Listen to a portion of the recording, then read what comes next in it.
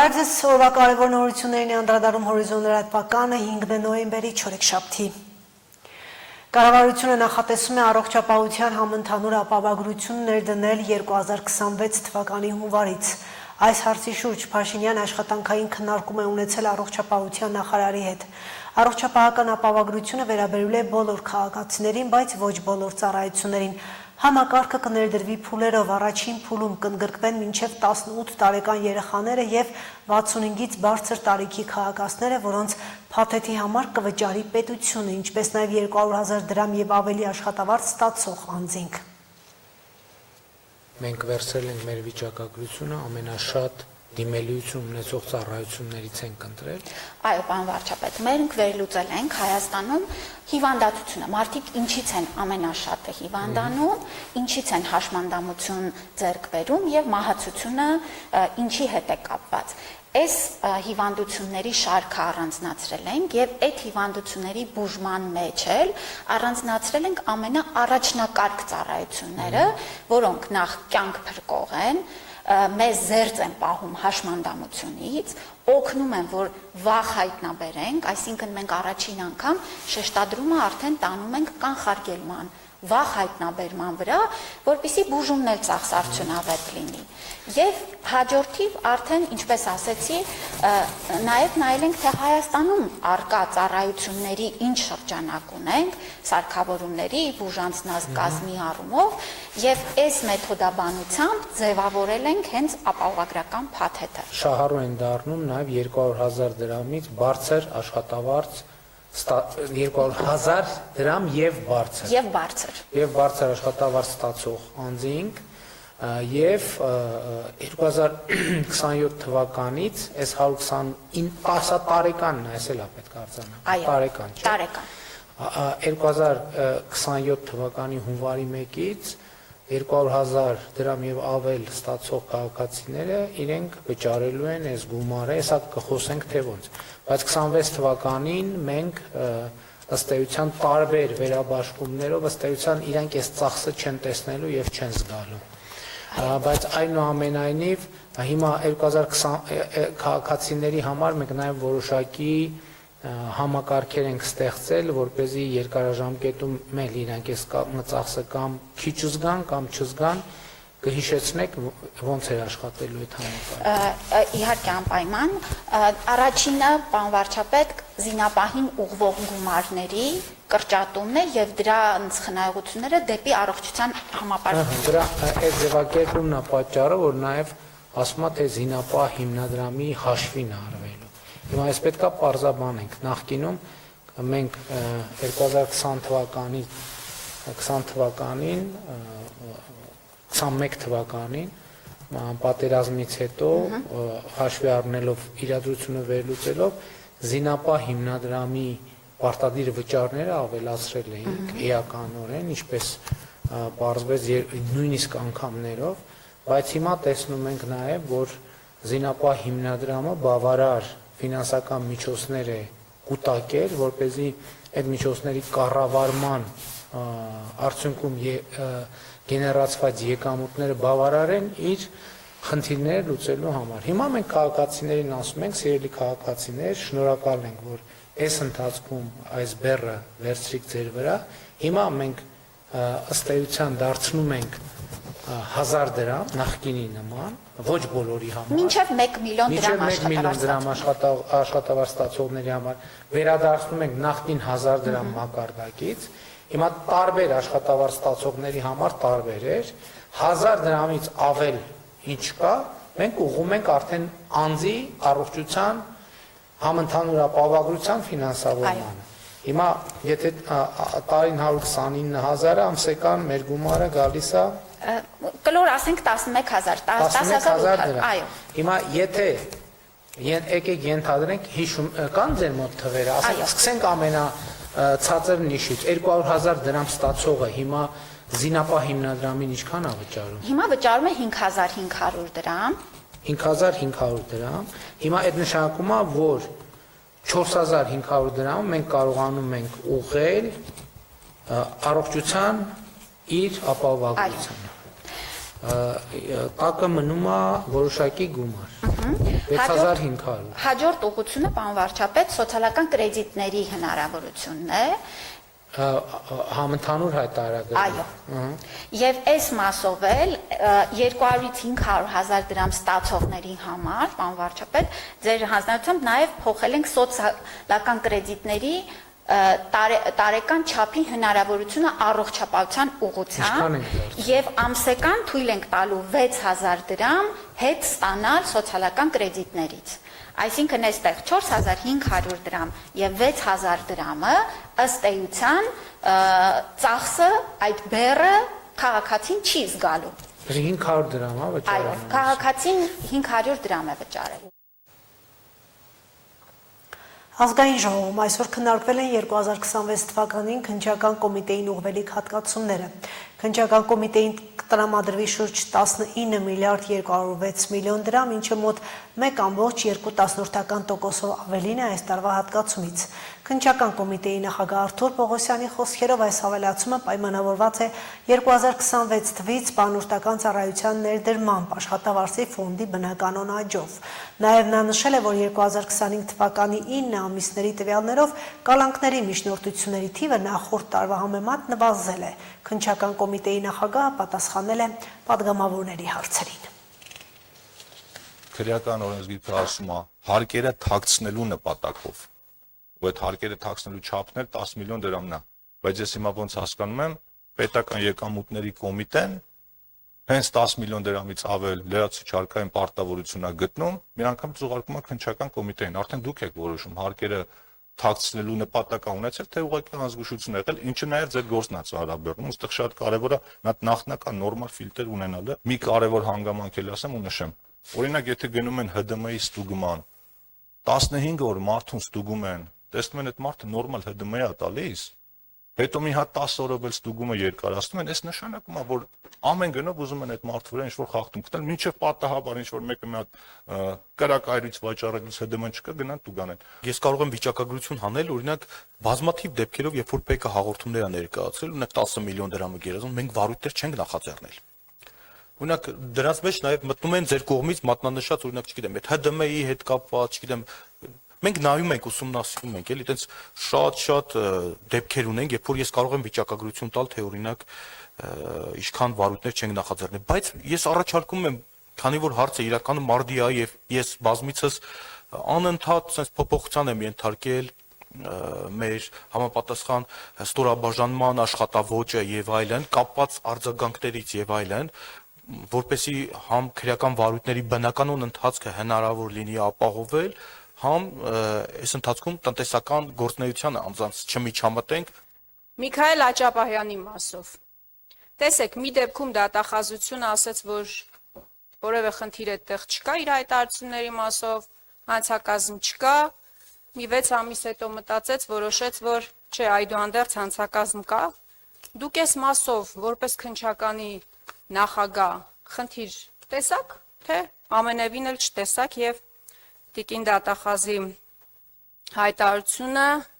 գործ հարուցելը ձեզ համար բացարձակ ըստ էության իրավիճակի ճշմարտացի պատկերներ։ Դուք նշեցիք, որ դատախազը գործ է հարուցել, բայց քրեական դատավարության օրենսդրությամբ դատախազը գործ քրեական վարույթ նախաձեռնելու լիազորություն չունի։ Մենք 6 ամիս առաջ ենք հանդիպել այս դալիճում եւ այդ ժամանակ հիշում եք ես ձեզ հարցրեցի, թե ինչու 1 տոննա կոկայինի գործը չի ուղարկվում դատարան։ Եվ դուք վստահեցրեցիք ինձ, որ առաջիկայում ուղարկվելու է հսկող դատախազին հաստատման։ Որ պահից սկսած, երբ որ ես որպես քննչական կոմիտեի նախագահ ձեզ հստակ օրով ժամով ասեմ, որ այս պահին գործը դատան է, որ դա լուրջ չի ընկալվել։ Գիտեք, ես նշել եմ առաջիկայում գործը դատան է ուղարկելու։ Ի տարբերություն մյուս հանգամանքների քրեադատավարական օրենսգիրքը սահմանում է ժամկետներ, որը կախված է քրեական հետապնդման առավելագույն ժամկետների հետ, առավելագույն ժամկետների երկարաձգման մեխանիզմներ է նախատեսում, նախատեսում է այդ ընթացքում քրեական հետապնդման ժամկետները կասեցնելու ընթացակարգեր, այսինքն վստահ եղեք, որ մենք այդ ժամկետները պահպանել ենք եւ պահպանելու ենք։ Եվ նորից եմ վերահաստատում այդ գործը ունենալու է դատական վախճան։ Այլ ելք պարզապես չկա այդ գործով։ Դուք Տիկին Խամոյան հանգիստ եղեք, այդ գործը գնալու է դատարան։ Գյումրիի Ավագանու կոմունիստական կուսակցության խմբակցությունում փոփոխություն է եղել, Ավագանի 2 նոր անդամ ունի։ Հոկտեմբերի 20-ի հայտնի իրադարձություններին հաջորդած կալանավորումներն են պատճառը։ Երկամսյա կալանքում գտնվող Ավագանու անդամներ Գևորգ Ղուկասյանը եւ Սեդրակ Սահակյանը վաղաժամ վայր են դրել մանդատներ, նրանց փոխարեն մանդատներ են ստացել Կոմկուսի Ավագանու ընտրացուցակում հերթական հաջորդ համարների թեկնածուները, թեև նրանցից մեկը եւս կալանավայրում է։ 3 թիվ 31 ընտրատարածքային ընտրական հանձնաժողովը հրավիրած նիստում այս մասին արձանագրություն է ստորագրել։ Գյումրին մի ամբողջ օր լարված իրավիճակում պահած հոկտեմբեր 20-ի հայտնի քննչական գործողություններին Գյումրիի քաղաքապետի եւ գլխավոր ճարտարապետի կալանավորմանը հաջորդեցին հանրային քրեական հետապնդումները, որոնց արդյունքում ձերբակալվեցին, հետո կալանավորվեցին 4 տասնյակից ավելի անձինք։ Քաղաքապետարանի վարչական շենքում եւ շենքի մոտ տեղի ունեցած զանգվածային անկարգություններին մասնակցելու, իրավապանների գործողություններին խոչընդոտելու պատճառով երկամսյա կալանքներ են կիրառվել քաղաքապետարանի աշխատակիցների, քաղաքապետի թիմակիցների, հարազատների նկատմամբ։ Մինչ օրս քրեական հետապնդում է հարուցվել 43 անձի նկատմամբ, նրանցից 26-ը կալանավորված է, 15-ը տնային կալանքում է։ 2 ամսով կալանավորված են Ավագանու անդամներ Գևորգ Ղուկասյանը, քաղաքապետ Վարդան Ղուկասյանի եղբոր թոռը եւ Սեդրակ Սահակյանը, երկուսն էլ Կոմկուսից են։ Իրենց մանդատները վայր տնելու մասին կալանավայրից հոկտեմբերի 28-ին եւ հոկտեմբերի 31-ին դիմումներ են ուղարկել Գյումրիի քաղաքապետի պարտականությունները կատարող քաղաքապետի առաջին տեղակալ Ավետիս Առաքելյանին, որն էլ կազմած արձանագրություններն ուղարկել է թիվ 31 ընտրատարածքային ընտրական հանձնաժողով։ Հանձնաժողովն էլ այս մեկ հարցը քննարկելու համար նիստ հրավիրեց, կազմված մեկ արձանագրությամբ վայր դրած մանդատները փոխարինեցին նորերով, 2 մանդատները տրամադրելով Կոմկուսի ցուցակի հերթական 2 համարներին։ Գյումրի համայնքի Ավագանու Հայաստանի կոմունիստական կուսակցության ընտրական ցուցակից ընտրված եւ լիազորությունները վաղաժամկետ դատարած Ավագանու անդամների մանդատը տրվում է Հայաստանի կոմունիստական կուսակցության ընտրական ցուցակի հերթական հաջորդ թեկնածուներ Սամսոն Մկրտիչի Էլբակյանին եւ Տիգրան Վարդգեսի Ավակյանին։ Նոր մանդատները վերցնելու համար խմբակցությունից որևէ ներկայացուցիչ չկար, ինչը թերևս հանձնաժողովի նախագահը նշեց, որ պարտադիր պայման չէ։ Բացի դրանից նոր մանդատավոր Տիգրան Ավակյանը չէր էլ կարող ներկա գտնվել, նա եւս կալանքի տակ է։ Օրեր առաջ է դատարանի վճռով նրա նկատմամբ խափանման միջոց ընտրվել կալանքը։ Մինչև այս պահը նրանից մանդատից հրաժարվելու դիմում հանձնաժողովը չի ստացել։ Իրեն նկատմամբ խափանման միջոց է ընտրված։ Դատարանի վճռով ինքը անգործունակ չի ճանաչված, դրա համար մենք մանդատը տրամադրում ենք։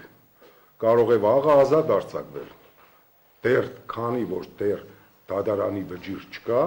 մանդատը տրամադրվում է Տիգրան Ավակյանին։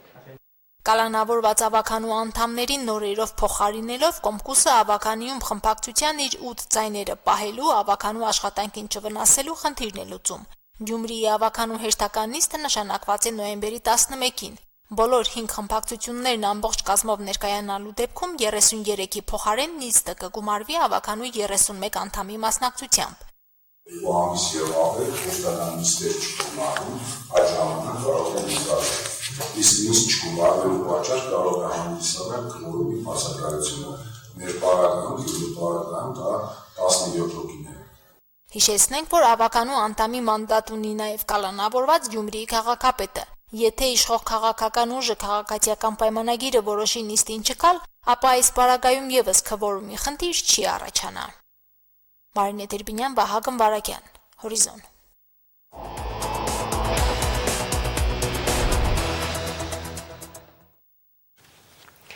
Եվրամիության անդամակցության հարցում Ուկրաինայի գործողությունները դրական, Վրաստանինը բացասական է գնահատվել։ Այս մասին նշված է Եվրամիության լայնման հարցերով զեկույցում։ Դրա արդյունքներն ամփոփելիս Եվրամիության հանձնակատարը դիմելով Վրաստանին հայտարարել է, թե երկրի իշխանություններն իրենց ժողովրդին չեն մոտեցնում եվրոինտեգրմանը։ Ուկրաինայի հնարավոր անդամակցության հարցում էլ առարկություններ է հայտնել Հունգարիան։ Եվրամիության ընդլայնման մասին փաթեթում մանրամասն գնահատականներ են տրված Եվրամիության անդամակցության ձգտող բոլոր պետությունների՝ Ուկրաինայի, Մոլդովայի, Վրաստանի, Արևմտյան Բալկանների երկրների եւ Թուրքիայի մասին։ Եվ դրանում հատուկ ուշադրություն դարձվում է, թե ինչպես են այդ երկրները իրականացրել անդամակցության համար անհրաժեշտ բարեփոխումները եւ առաջիկա բարեփոխումների առաջնահերթությունները ինչպիսի հստակ ուղեցույց ունեն։ Մոնտենեգրոն ամենաառաջադեմն է ԵՄ-ին անդամակցելու գործընթացում։ Ալբանիան աննախադեպ թափ ունի։ Երկուսն էլ անդամակցության առաջատարներն են։ Ուկրաինայի համար ԵՄ-ին անդամակցությունը կարող է անվտանգության հիմնական երաշխիք լինել։ Պատերազմի ժամանակ ոչ մի թեկնածու երկրում չի իրականացրել նման լայնածավալ բարեփոխումներ։ Սա ցույց է տալիս Ուկրաինայի ուշագրավ նվիրվածությունը անդամակցությանը։ Կալասը իրատեսական է համարել մինչև 2030 թվականը Եվրամիության ընդլայնումը։ Ուկրաինան ցույց է տվել իր հավատարմությունը ԵՄ-ին իր ուղուն առաջ շարժվելով առանցքային բարեփոխումների ուղղությամբ, եւ երկիրը պատերազմի մեջ է, եւ ռումբերը թափվում են երկրի վրա։ Ես իսկապես հիացմունքով եմ լցված այն բանով, թե ինչ է մատուցում այս երկիրը։ Պատկերացնում եք, մենք նույնքան կոշտ ենք յուրաքանչյուր տեխնացուի երկրի, ինչպես նաեւ Ուկրաինայի նկատմամբ, եւ նրանք բարեփոխումներ են իրականացնում։ Սա հատուկ գործոն է, որը մենք բոլորս պետք է հաշվի առնենք, երբ խոսում ենք Ուկրաինայի հաջողության մասին։ Իհարկե, կոռուպցիայի դեմ պայքարում դեռ կա հետագա եւ կայուն առաջընթաց։ Ուկրաինայի հարցում զեկույցում նշված լավատեսությանը սակայն հակադարձել է Եվրամիության անդամ երկրներից Հունգարիայի արտաքին գործերի նախարարը։ Եվրամիության ընդլայնման հարցը պահանջում է բոլոր անդամ պետությունների միաձայնություն, եւ Հունգարիան եւ հունգարացի ժողովուրդը հստակորեն հայտարարել են, որ չեն աջակցում Ուկրաինայի Եվրամիությանն անդամակցությանը։ Իդեպ սա առաջին անգամ չէ, որ Հունգարիան հայտարարում է, որ թույլ չի տա Ուկրաինայի անդամակցությունը։ Հետխորհրդային երկրներից Եվրամիության անդամակցության տեխնացու անդամ Վրաստանի նկատմամբ գնահատականները բացասական են։ Վրաստանն այս փուլում ԵՄ կենսունակ ճանապարհ չունի, քանի դեռ պայմանները կտրուկ չեն փոխվել։ Այն այժմ տեխնացու երկիր է միայն անունով։ Վրաստանի հարցում կոսը ժողովրդավարական հետընթաց է արձանագրել, նշելով, թե զեկույցներից որևէ մեկում երբեք այսքան չի խոսվել հետընթացի մասին։ Մենք տեսանք երկրի օրենքի գերակայունության արագ անկում եւ հիմնարար իրավունքների խիստ սահմանափակում։ Վրաստանի իշխանությունները պետք է շտապ փոխեն իրենց ընթացքը։ Վրաստանի քաղաքացիները պահանջում են եվրոպական ապագա եւ նրանք ունեն մեր աջակցությունը։ Հանձնաժողովի համար Վրաստանի համար տեխնացուի կարգավիճակը գոյություն ունի միայն թղթի վրա։ Կոսը Վրաստանին անդրադարձել է նաեւ Եվրոպական խորհրդարանում ընդլայնման հարցով տեղի ունեցած քննարկմանը, այսպիսի շեշտադրմամբ։